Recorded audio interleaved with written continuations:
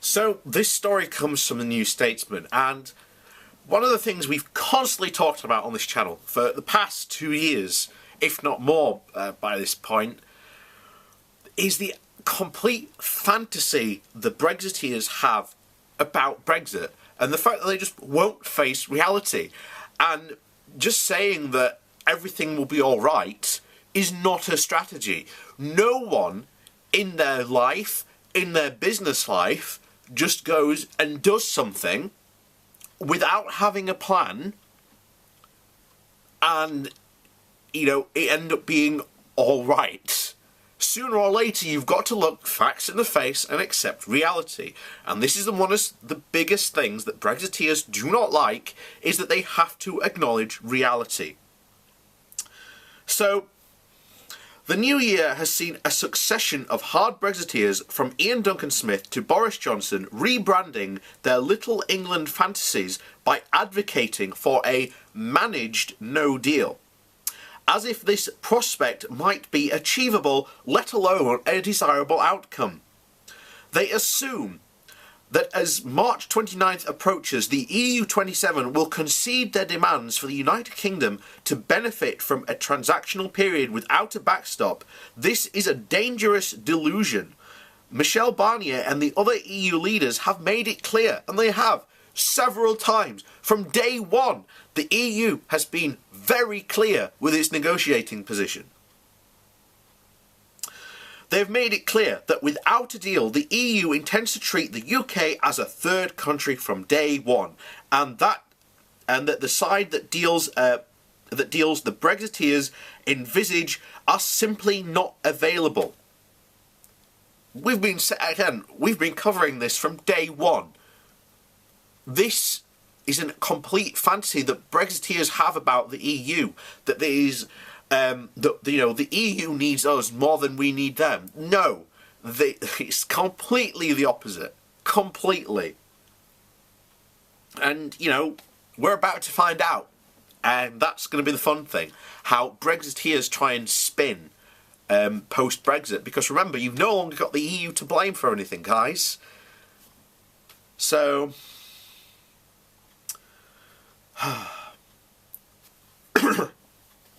So they cite in their support the President of the European Council, Donald Tusk, but although he has indeed proposed that the parties should aim for a trade agreement covering all sectors and with zero tariffs on goods, that was a clear reference to a long-term aspiration for a UK-EU free trading agreement under WTO rules, which will inevitably take years to negotiate. And as Tusk has also made clear, such an agreement will not make trade between the UK and the EU frictionless or smoother. We've covered this before. It will also make more complicated and more costly than today for all of us. This is the essence of Brexit.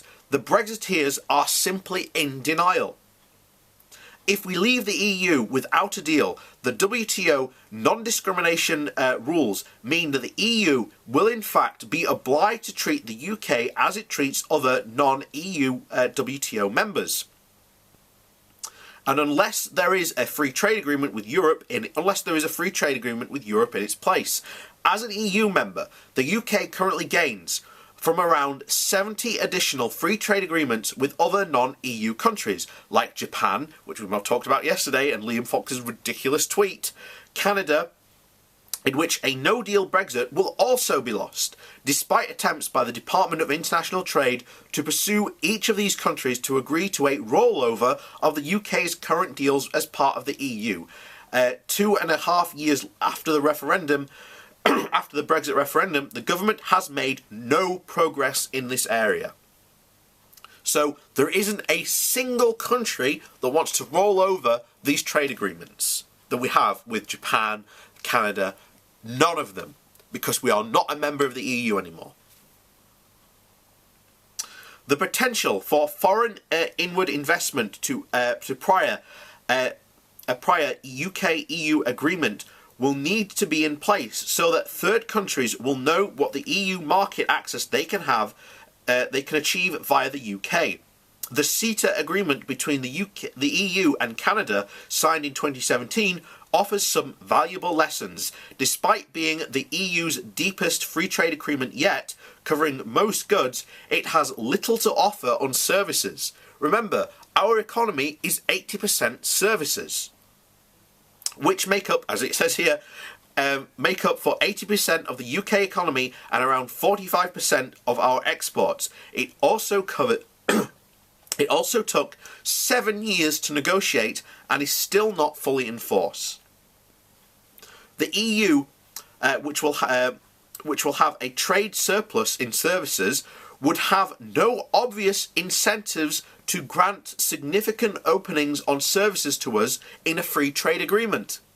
Not least because under WTO rules, the EU would then be obliged to make similar offers to other countries, which it already has a bilateral free trade agreements for. For example, CETA explicitly states that Canada will benefit from any new service concessions by the EU to other third countries.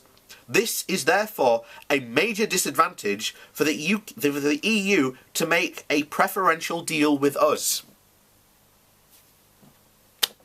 You know, I've only been saying this for the past 2 years, and, you know, it's still not sinking into some people that we are not this amazing trading empire that we once were, guys. I'm sorry, you've been lied to consistently, and you have these pie-in-the-sky ambitions of empire.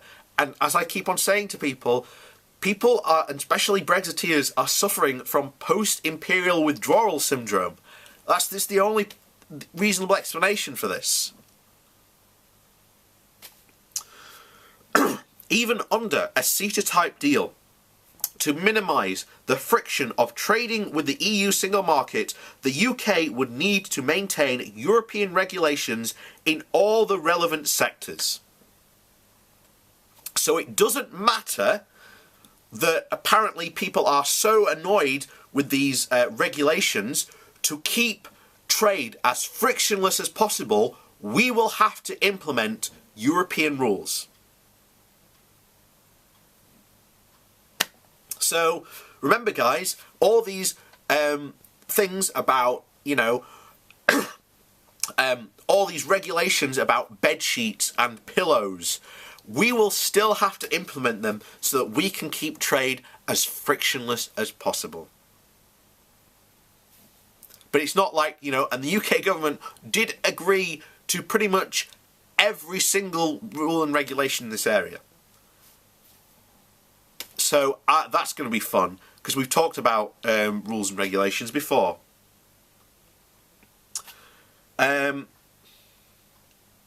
So as an example, the EAE countries, that's the European Economic Area, so members of Norway and Iceland also have to adopt these rules as well. So what's the point in leaving the European Union? Remember, guys, we have no say on those rules when we leave. We just have to implement them, or else that sector can't then trade with the EU. You know? We've only been saying this since the very beginning, and Brexiteers have just been la la la la la, we're not listening. Oh, we would need to replace over 30 EU regulatory bodies.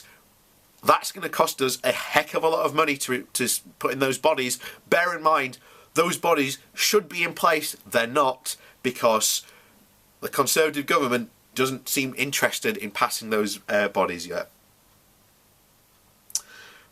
Regulatory bodies, and arrange legally workable memorandums of understanding between them and their EU counterparts, a process which again will take years, and yet no deal Brexiteers press along merrily regardless. The European Commission's own package of 14 contingency measures, which are allowed by the WTO in the event of a no deal, specifically warns of delays to transport of goods. This is because of the needs of checks on all UK livestock exports and the applications of customs duties and taxes on goods moving between the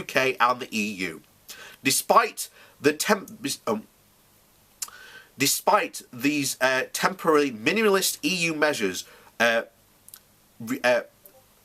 regulating, for example, to financial services, aviation and haulage, these and other sectors such as pharmaceuticals, food and drink, data flows and the car industry, to name but a few, would still face significant disruption and legal uncertainty. This would have severe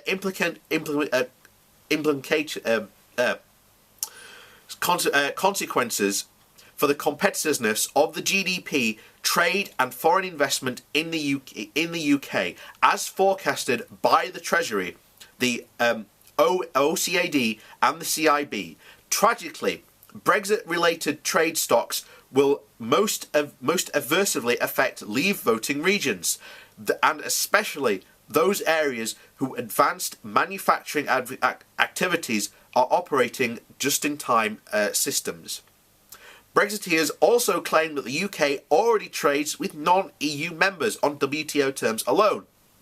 On the contrary, because of its membership of the EU, the UK benefits from numerous side agreements with countries like the US and China that go well beyond WTO provisions. In fact, no EU member trades on WTO terms alone, and all have at least one bilateral or regional trade agreement with other countries, especially their nearest neighbours. If the UK wants to leave the EU with the no deal on March 29th, therefore only WTO terms will apply. This will mean, for example, a hard border between Northern Ireland and the Republic, with all the political risks that implies. The UK will also lose the leverage of the EU bloc, the richest and biggest in the world, and will be weaker, not stronger, in a future global trade negotiations. From being a leading member of the EU, a diminished UK will then face the unimaginable choice of becoming a satellite state of Donald Trump's America First United States, or the repressive and expansionist dictatorship of China. The consequences for citizens, consumers and businesses will be nothing short of catastrophic. In some Leave voting areas, lives will be blighted for generations. In my area in particular, we are looking at a 16% drop in GDP. That is catastrophic for this area.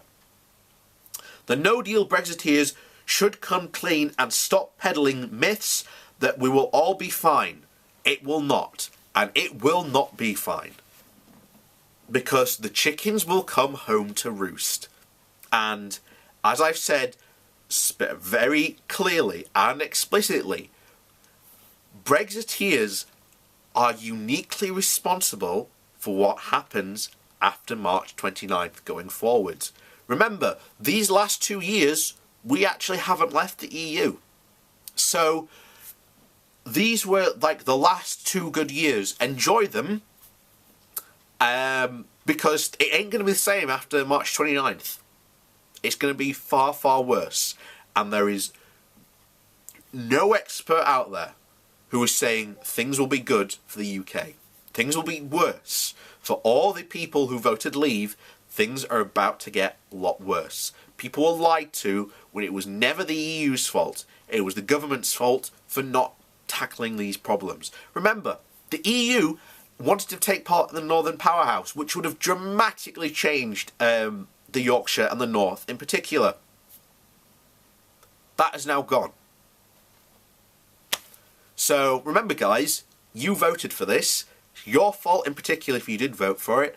And for those people who are pushing this, it is they're uniquely responsible for everything that happens to us. And none of it's going to be good.